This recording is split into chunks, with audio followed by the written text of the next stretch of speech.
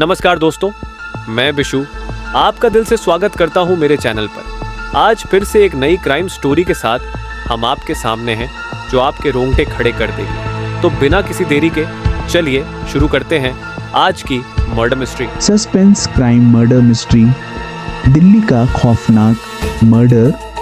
ये कहानी एक सच्ची और दिल दहला देने वाली मर्डर मिस्ट्री है जो दिल्ली के एक पॉश इलाके में घटी थी। यह घटना दिल्ली की सर्द रातों में एक परिवार के लिए एक खौफनाक सपने की तरह सामने आई। दिल्ली में एक शांतिपूर्ण और संपन्न परिवार रहता था।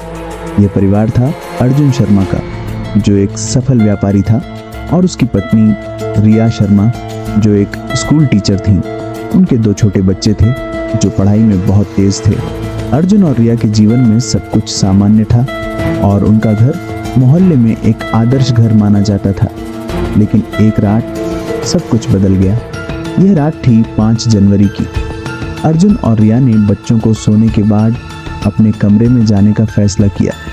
वे दोनों अपने कमरे में आराम से बातचीत कर रहे थे। तभी अचानक जोर से चिल्लाने की आवाजें आईं।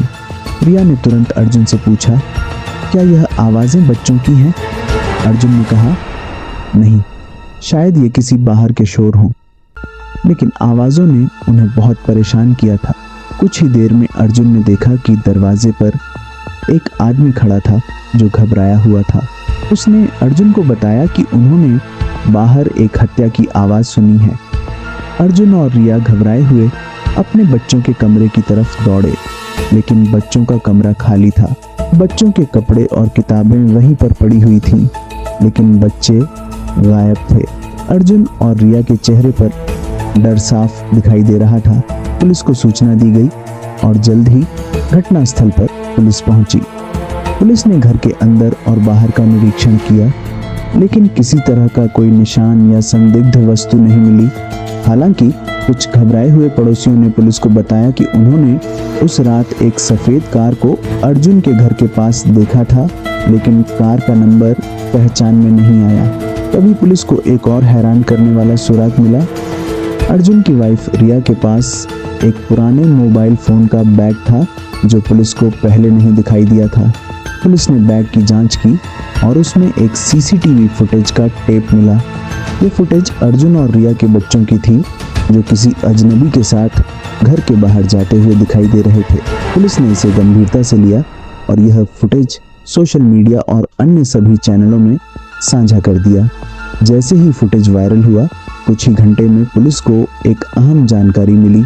एक युवक जिसका नाम समीर था पहचान में आया। वह अर्जुन के व्यवसाय से जुड़ा हुआ था और कई महीनों से अर्जुन से पैसे उधार लेने के लिए दबाव बना रहा था। समीर ने अर्जुन को धमकी दी थी कि वह उनके बच्चों को नुकसान पहुंचा देगा अगर वह उसे पैसे नहीं देंगे। लेकिन अर्जुन ने समीर से मिलकर इस बात को नकार दिया और उससे साफ कह दिया था कि वह किसी भी तरह की धमकी नहीं मानेगा। पुलिस ने समीर से पूछताछ की और पाया कि उसने अर्जुन के बच्चों को अपहरण किया था। समीर ने यह किया क्योंकि वह अर्जुन से पैसे वसूलना चाहता था।